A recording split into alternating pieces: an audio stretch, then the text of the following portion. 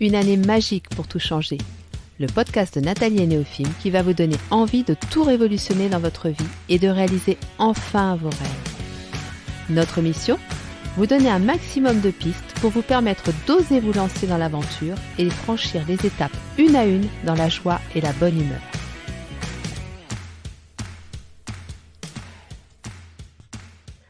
Bonjour à tous et bienvenue sur le podcast de Nathalie et Néophime.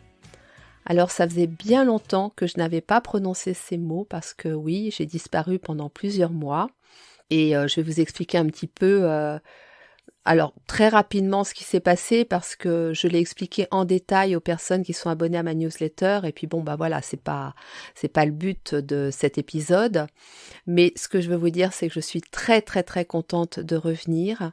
Que je suis passée par une période difficile, mais qu'aujourd'hui ça va très bien et surtout que le virage que j'ai pris était vraiment nécessaire. Aujourd'hui, je me sens à nouveau pleinement alignée avec moi-même, avec mes désirs profonds.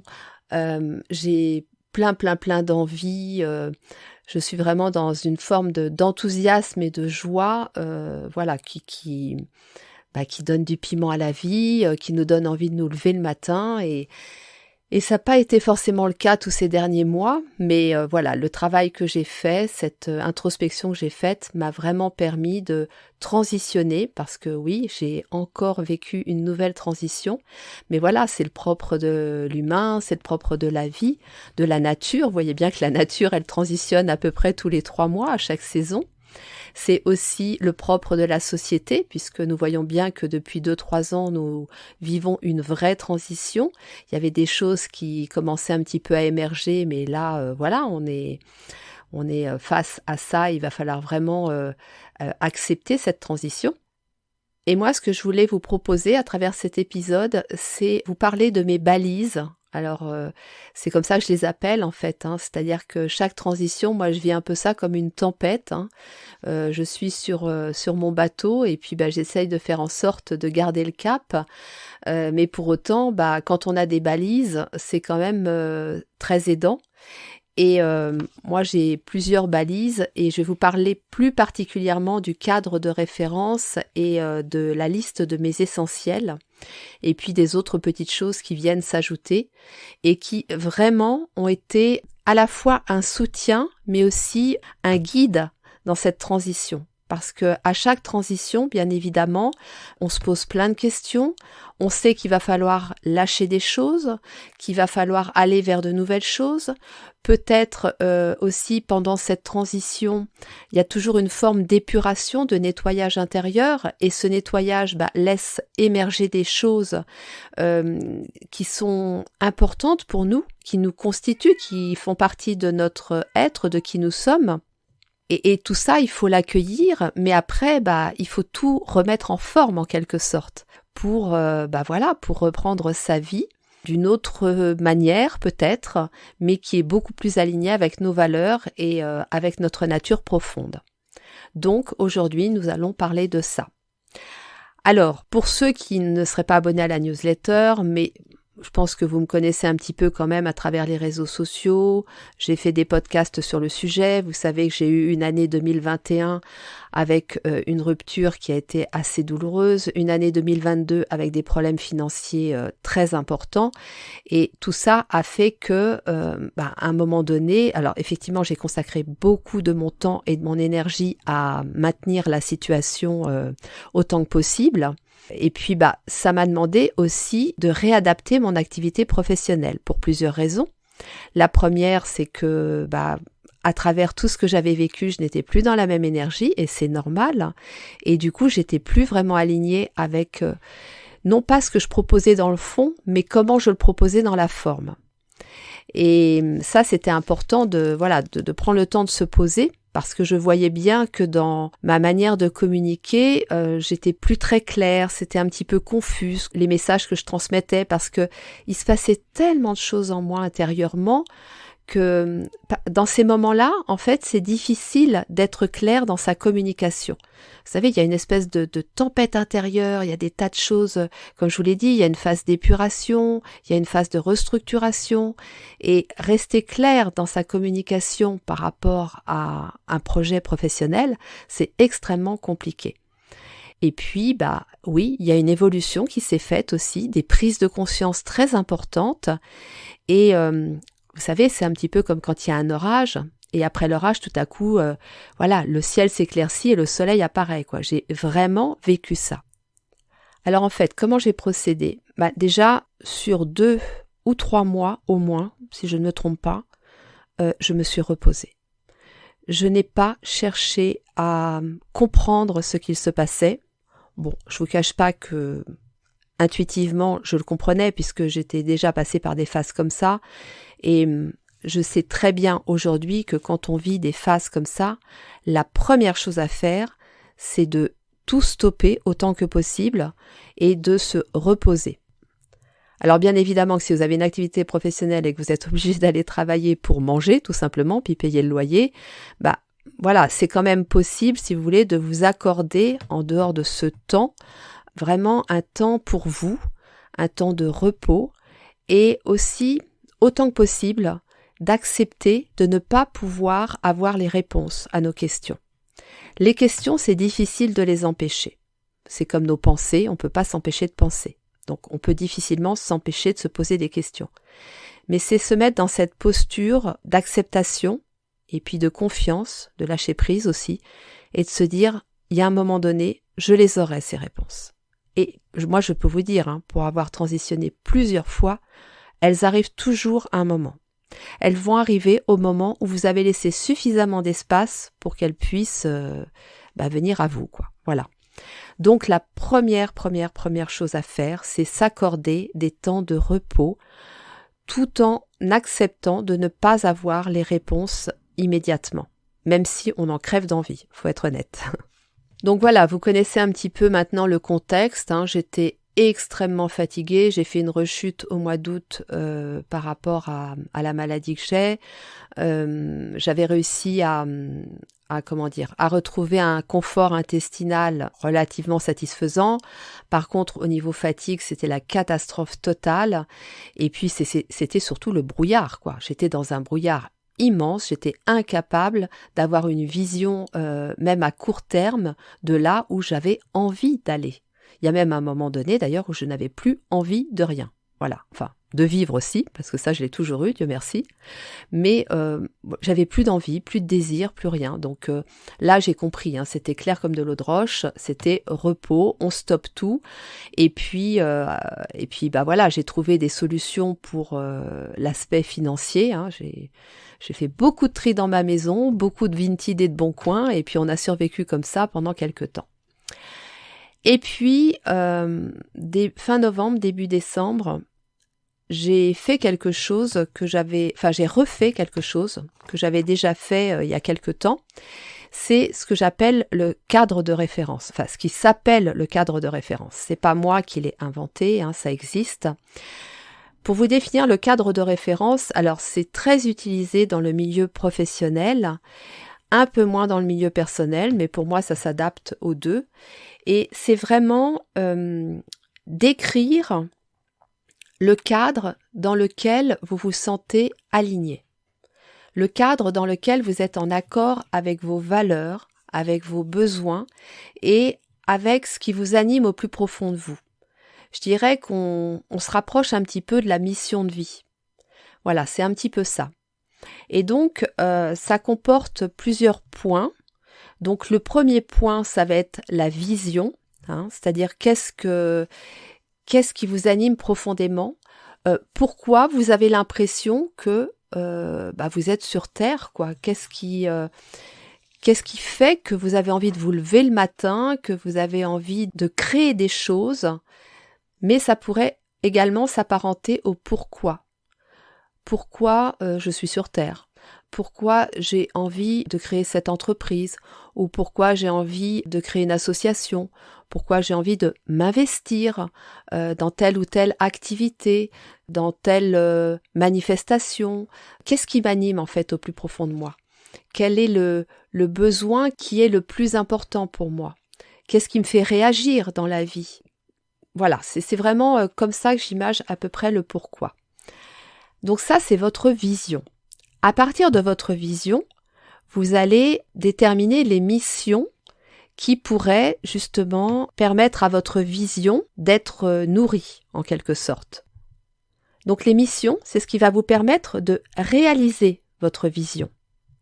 Donc là, on est dans quelque chose d'un peu plus concret. Je vais vous donner mon exemple après. Et puis à partir de ça, moi je vais vraiment lister mes actions. C'est-à-dire qu'en partant de ma vision, en déterminant mes missions, quelles actions je vais mettre en place pour donner vie à tout ça en fait, en quelque sorte. Et ça, c'est quelque chose que j'ai et que je consulte régulièrement parce que c'est vraiment mon désir profond. Et c'est très en lien avec mon enfant intérieur. Et si vous me connaissez, si vous avez déjà fait l'accompagnement avec l'enfant intérieur, le pardon, vous savez à quel point cet enfant intérieur est notre guide aussi. Il a besoin de nous, il a besoin de notre protection, mais nous, on a besoin de lui aussi parce que c'est lui qui sait exactement pourquoi on est là et comment mettre en place concrètement ici sur Terre ce pourquoi nous sommes là. Alors, si je vous parle de mon exemple à moi, ma vision, c'est remettre la sensibilité au cœur du vivant et de l'humain. Voilà.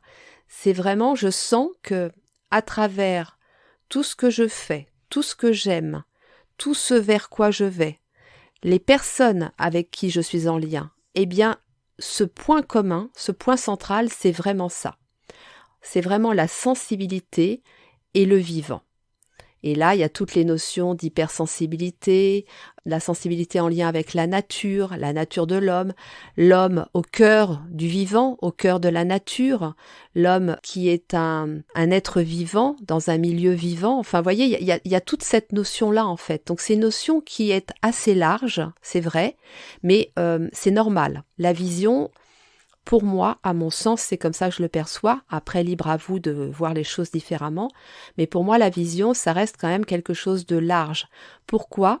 Parce que en général, notre vision, elle reste à peu près la même toute notre vie. Mais par contre, après, les missions, elles vont évoluer.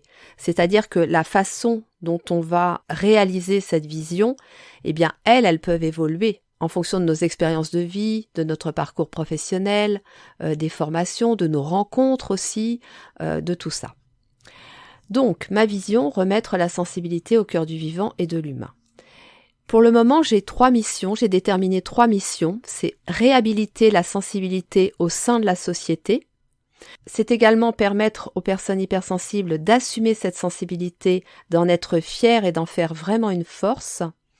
Et la 3e mission, c'est informer sur la sensibilité et le vivant. Voilà, je peux vous dire que c'est déjà pas mal parce que, bien évidemment, moi je le fais tant sur le plan personnel que sur le plan professionnel. Donc je peux me permettre de partir sur des choses qui vont me prendre quand même un petit peu de temps. Mais ça peut être juste 1 ou 2 missions, c'est déjà bien, ça vous donne déjà un but, ça vous donne des intentions.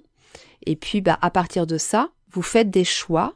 Et moi, mes choix, donc, pour réhabiliter la sensibilité au sein de la société, ça va être proposer mes services aux entreprises, aux écoles, aux institutions publiques, Cap Emploi, Pôle Emploi, enfin, toutes ces choses-là. Donc, il y a des choses que j'ai déjà faites il y a quelques années, que je refais là et que je vais développer. Concernant le fait de permettre aux personnes hypersensibles d'assumer leur sensibilité, d'en être fières et d'en faire une force, bien évidemment que ça va être à travers des accompagnements individuels par le biais de mon entreprise, Néofim, mais aussi avec ces podcasts, parce que même les podcasts peuvent apporter ça, peuvent permettre aux personnes de sentir que finalement leur sensibilité, leur hypersensibilité, c'est un vrai cadeau. Et d'ailleurs, à ce sujet-là, je vais en parler beaucoup plus. Ça, c'était une des prises de conscience que j'ai eues justement dans cette transition de vie. C'est qu'en fait, la sensibilité, l'hypersensibilité, elle est vraiment au cœur de tout ce que je propose, mais je n'en ai pas forcément parlé de façon explicite. Et ça, c'est un souhait que j'ai aujourd'hui, c'est d'être beaucoup plus clair dans ma communication et appeler un chat tout simplement. Voilà. Et d'axer les prochains épisodes sur cette sensibilité. Je le faisais de manière, de manière moins explicite dans les précédents épisodes. Vous sentez bien que tout ce que je vous partage est teinté de cette sensibilité que je porte profondément en moi. Mais là, j'ai vraiment envie d'en parler de manière beaucoup plus claire. Donc les accompagnements, les podcasts, la newsletter bien évidemment puisqu'elle vient en complément des podcasts et puis en parler sur les réseaux sociaux et je vais développer aussi les articles sur le site neofilm.com, là il y a un onglet blog et ce blog j'ai envie de le refaire vivre davantage. Voilà. Le troisième point qui est informer sur la sensibilité et le vivant, ça c'est quelque chose aussi qui est important pour moi parce que dans mon chemin de vie, dans mon thème numérologique, dans mon thème astrologique, ça revient constamment. La transmission est un facteur qui revient constamment.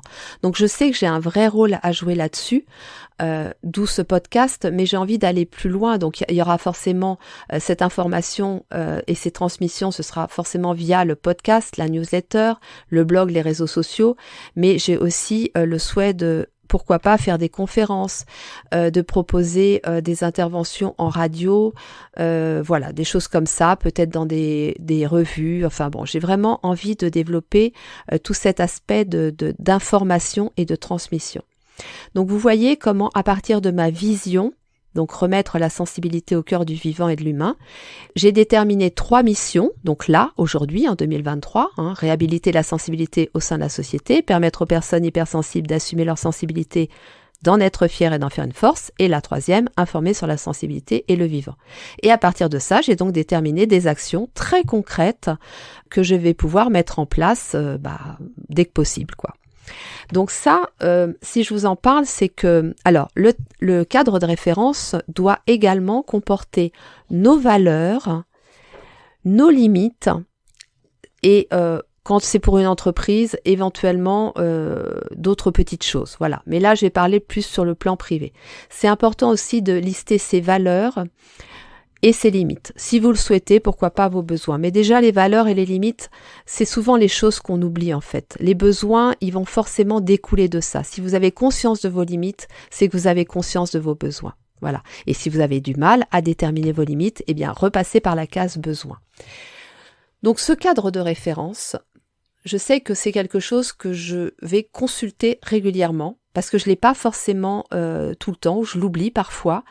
Et dans des phases de transition comme celle que j'ai vécue, eh bien, ça a été clairement ma boussole, quoi. Ça a été ma boussole. Alors, il a évolué pendant cette phase de transition, c'est-à-dire que pendant la phase de tempête, j'étais encore axée sur un cadre de référence qui était légèrement différent. Le cadre de référence peut évoluer, mais il faut vraiment que cette évolution reste toujours alignée avec vos valeurs, respecte vos limites, et puis que vous sentiez qu'à l'intérieur, ça vibre vraiment, quoi. Donc en fait, quand vous sentez que ça bouge, quand vous sentez que le cadre de référence, il y a des choses à modifier, ou que vous avez de nouvelles opportunités qui viennent à vous, eh bien, regardez déjà ce qui se passe, à quel niveau ça se passe et si vous avez vraiment envie de le faire bouger, ce cadre de référence. C'est OK. Moi, pendant longtemps, je n'ai pas eu envie ni ressenti le besoin de le faire bouger. Quand je dis le faire bouger, c'était plutôt l'affiner. Voilà. Parce que j'ai vraiment, ces prises de conscience que j'ai eues m'ont permis d'affiner ma vision. Et du coup, ça a fait effectivement bouger mon cadre de référence légèrement. Mais dans le fond, je vois bien que c'est toujours très en lien avec qui je suis. Et c'est ça le plus important. Alors, je ne pensais pas vous dire autant de choses sur le cadre de référence. Je ne pensais pas que ce serait si long non plus. Mais bon, exceptionnellement, cet épisode sera un petit peu plus long. En même temps, quand nous vivons une tempête, quand nous vivons une transition, c'est peut-être pas plus mal d'avoir un maximum d'informations. Et comme je viens de vous dire qu'une de mes missions, c'est d'informer et de transmettre sur la sensibilité et tout ça, eh bien, je vais prendre le temps de le faire. Donc, on dépassera peut-être le temps moyen des épisodes, surtout que j'ai dit dernièrement en story, je ferai des épisodes plus courts. Bon, bref. Donc la deuxième chose qui vraiment m'est très utile au quotidien et particulièrement dans ces phases de transition, c'est ce que j'appelle la liste de mes essentiels. Mais alors, c'est pas seulement faire une to-do list des choses qui me ressourcent, des choses qui sont importantes pour moi, c'est aller plus loin dans cette démarche. Donc effectivement, la première chose, ça va être de lister les choses qui pour moi sont indispensables à mon équilibre. Je vais vous donner les exemples, moi j'ai rien à cacher, il n'y a pas de souci. Il y a la Tunisie, vous vous en doutez, la mer, Paris, la solitude, la nourriture et le sommeil, tout le côté créatif, lecture, apprentissage, formation, les balades dans la nature et une maison propre et rangée. Voilà, ça c'est vraiment des choses, si je veux me sentir bien, il faut que je veille à tous ces points-là en fait. Là où je vais plus loin, parce qu'effectivement, on a tous plus ou moins conscience de ce qui est indispensable pour nous, même si on le respecte pas toujours, mais là où je vais plus loin, c'est que moi, je quantifie. Je mets un pourcentage d'importance à chaque thème. Celui qui vient en premier, c'est la Tunisie. Et la Tunisie, elle participe à mon équilibre à hauteur de 30%. C'est énorme. La mer, ça va être 10%. Paris, 15%. La solitude, 10%. Nourriture, sommeil, 10%. Création, lecture, apprentissage, 10%. Balade dans la nature, 10%. Et une maison propre et rangée, 5%. Voilà. L'idée, c'est vraiment de se dire, bon, ok, toutes ces choses-là sont importantes pour moi. Mais quelles sont celles qui sont prioritaires, qui prédominent? Parce que celles-là, il va vraiment falloir que j'en tienne compte et que je fasse en sorte qu'elles soient présentes dans ma vie. Parce que sinon, il ne faut pas que je m'étonne de ne pas me sentir bien. Troisième chose, c'est que je vais, en dessous de chacune, mettre à quoi elle contribue. Donc par exemple, si je prends la Tunisie, c'est l'ancrage et le fait de me recharger en énergie. La mer, c'est pareil, ancrage, énergie. Paris, c'est l'ancrage. La solitude, c'est ressourcement, énergie. La nourriture, sommeil, ressourcement, énergie. Création, lecture, apprentissage, c'est l'épanouissement. Balade dans la nature, ancrage, énergie. Et la maison propre et rangée, sérénité et bien-être. Alors après, vous pouvez mettre d'autres choses, d'autres facteurs. Mais moi, vraiment, c'est ce qui revient chez moi. Donc ça, c'est pareil. C'est-à-dire que si à un moment donné, je sens que je ne suis pas assez ancrée, eh bien, je vais choisir les essentiels qui sont en lien avec l'ancrage. C'est-à-dire Paris, la Tunisie et la mer. Et les balades dans la nature. Donc je sais que ces 4 points-là vont me permettre de me réancrer. Si j'ai besoin, par contre, de me ressourcer, eh bien, je vais être plus attentive à avoir des moments de solitude, à ce que je mange et à avoir un bon sommeil. Si je sens que, par contre, c'est au niveau de mon bien-être, eh bien là, je vais prendre mon balai, mon aspirateur et ma serpillière et faire un petit coup de propre chez moi et de rangement. Donc, vous voyez, c'est pour ça que moi, j'aime bien aller encore plus loin dans cette liste parce que, en fait, elle va vous être beaucoup plus utile et vous allez avoir envie beaucoup plus de respecter tous ces points-là. Et vous allez savoir pourquoi c'est important de les respecter et comment les respecter. Alors, il y a peut-être une chose qui vous a interpellé quand je vous ai partagé ma liste, c'est le fait que la Tunisie contribue à hauteur de 30% à mon équilibre. Et si vous me connaissez bien, vous savez que je ne peux plus aller en Tunisie comme j'y allais auparavant. Je n'ai plus mon appartement et puis j'ai plus surtout les moyens de m'acheter un billet d'avion et d'aller là-bas. Bref. Le problème est que ça contribue à hauteur de 30%. Alors comment on fait dans ces cas-là? Eh bien, on va encore plus loin dans la démarche. C'est-à-dire que j'ai pris chacun de ces thèmes, la Tunisie, la mer, Paris, etc., et j'ai listé qu'est-ce qui faisait que ça contribuait à mon équilibre et que ça faisait partie de mes indispensables. Pourquoi le fait d'être en Tunisie contribue autant à mon équilibre? Et j'ai listé la chaleur, la spontanéité des gens, la nature, les relations humaines chaleureuses, le fait de voyager, de découvrir. Mais il y a des choses qui sont apparues, et là ça fait tilt. Le fait de vivre à mon propre rythme, à un rythme lent. C'est vrai que les Tunisiens ne vivent pas au même rythme que les Européens ou les Français. Le rythme de vie français n'est pas du tout adapté à ma personnalité, n'est pas du tout adapté à ma sensibilité. Et quand je suis là-bas, vous savez, c'est comme si j'arrivais enfin à me déposer, quoi. bien évidemment, quand je suis en France, je prends des pauses, je me repose, et pareil en Tunisie, mais je sens bien qu'il y a une différence. Et cette différence, elle est là. Elle est dans le rythme de vie. Alors, il y a d'autres choses. C'est aussi une vie beaucoup plus simple. C'est-à-dire que en France, on a créé une société avec énormément de contraintes, d'interdictions, d'obligations. C'est un truc, moi je m'en suis rendu compte là avec les problèmes financiers que j'ai eus, c'est un truc hallucinant. C'est-à-dire qu'il y a un moment donné, j'avais de l'argent, je ne pouvais pas payer mes factures parce que je n'avais que de l'espèce. Et c'était impossible de payer une facture en espèces. J'allais carrément sur place, j'allais voir, je me souviens, il y avait une agence immobilière, je disais, voilà, j'ai l'argent, non, on peut pas prendre votre argent. Et ça, c'est quelque chose, c'est un exemple parmi 1000 autres. Mais pour vous dire que on s'est vraiment créé une société dans laquelle aujourd'hui, moi, je me sens oppressée, vraiment. Et puis, il y a vraiment le fait qu'en fait, là-bas, je ressens beaucoup plus la sensibilité des gens. Je ressens beaucoup plus la sensibilité de la nature. Tous mes sens sont en éveil parce que c'est vraiment un endroit, un pays, une culture où il y a plein de choses qui font que vos sens sont en éveil continuellement.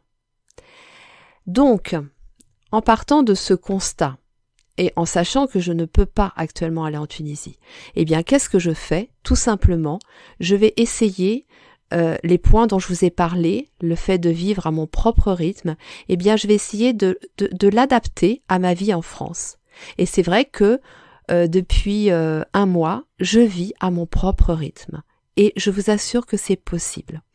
Bien évidemment, je suis comme tout le monde, j'ai des dates que je dois respecter pour certains paiements, certains rendez-vous, certaines obligations, mais parfois je vais négocier pour reculer ces dates parce que pour moi ça ne me correspond pas, ou je vais faire en sorte vraiment de ne pas me mettre de pression en fait, c'est vraiment ça. Et c'est de vivre à mon propre rythme. Quand je fais des promenades dans la nature, c'est ne pas prendre mon téléphone pour être vraiment connecté à ce rythme. Finalement, si on regarde bien, le rythme de la nature en France est exactement le même que le rythme de la nature en Tunisie. C'est juste qu'il y a un environnement qui fait qu'on a beaucoup de mal aujourd'hui à se connecter à ce rythme-là, parce que quand on fait une balade, on a le téléphone, parfois on a une notification, alors on regarde tout en marchant. En fait, on n'arrive pas à décrocher de ce rythme infernal. Donc voilà, et je l'ai fait bien sûr pour le reste, pour tous les autres points. Paris, c'est pareil, Paris, il y a vraiment cette notion d'ancrage. Alors, ça c'est propre à moi-même, parce que je sais qu'il y a beaucoup de gens qui n'aiment pas Paris. Mais moi, ce que j'aime énormément dans Paris, c'est que je me sens reliée aux autres personnes, mais tout en n'ayant pas besoin d'interagir avec. Et ça, pour moi, c'est un facteur qui fait que ça me redonne de l'énergie. Voilà, c'est très particulier, c'est propre à ma sensibilité.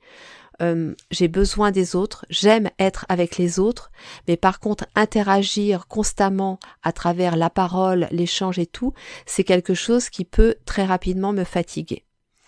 Donc voilà ce que Paris m'apporte. Eh bien, sachant que Paris m'apporte ça, je peux le retrouver aussi ailleurs si j'ai à l'esprit que c'est important pour moi. Donc voilà mon deuxième outil à travers ma liste des essentiels, mes essentiels qui contribuent à mon équilibre. Alors n'hésitez pas, surtout si vous avez des questions par rapport à ces deux outils, à me contacter soit via mon mail nathalie.neofim@gmail.com ou alors sur les réseaux sociaux.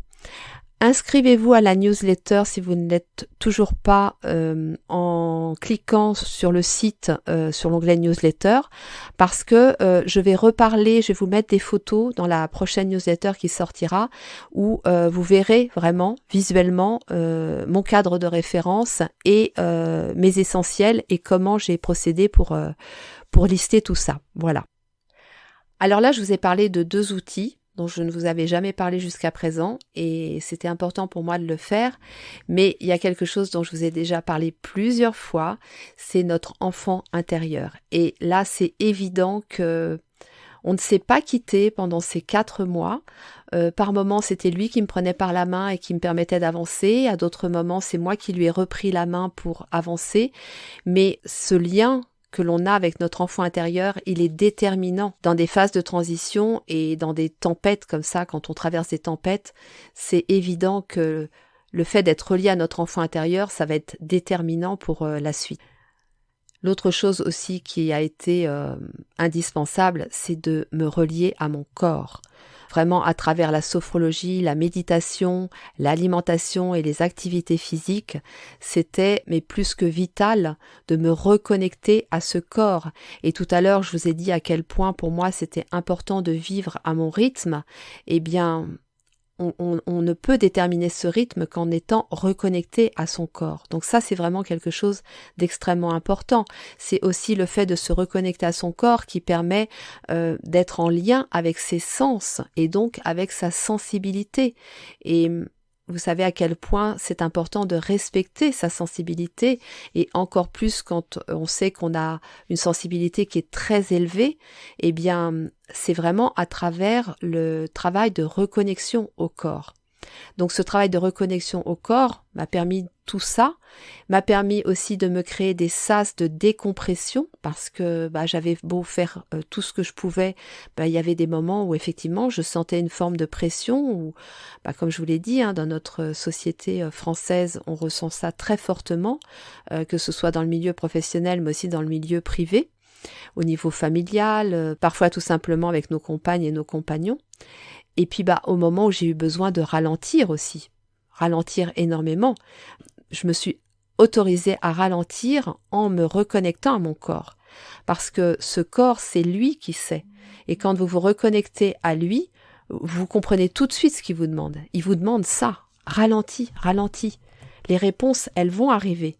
Mais elles n'arriveront que si tu acceptes de ralentir, si tu acceptes que tous les deux on fasse un travail de nettoyage, de purification.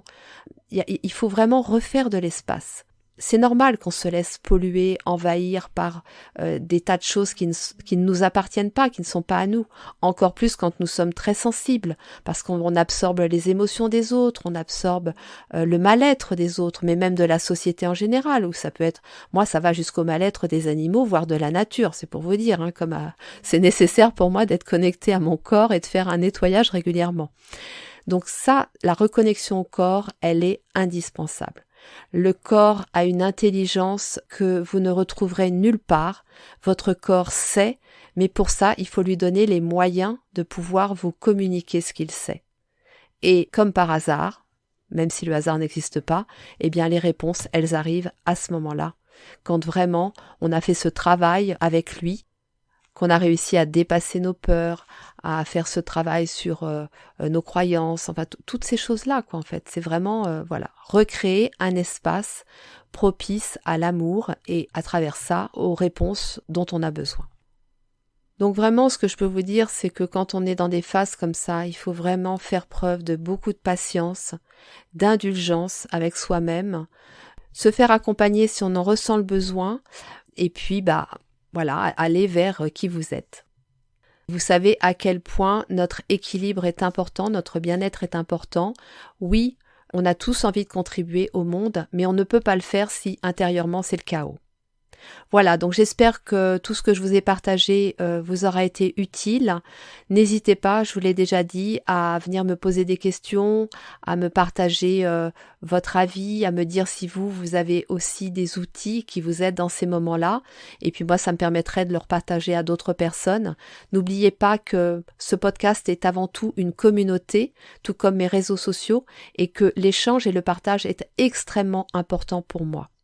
Ce qui me ferait aussi très plaisir, c'est que vous parliez de ce podcast à des personnes autour de vous, des personnes que vous connaissez et pour lesquelles vous pensez que ça pourrait être utile, parce que vous savez qu'une de mes missions, c'est vraiment d'informer sur la sensibilité et le vivant, donc vous pourriez contribuer à ça et je vous en serais extrêmement reconnaissant. Je vous souhaite une très belle journée. Néophime et moi, nous vous envoyons beaucoup d'amour et nous vous disons à très vite.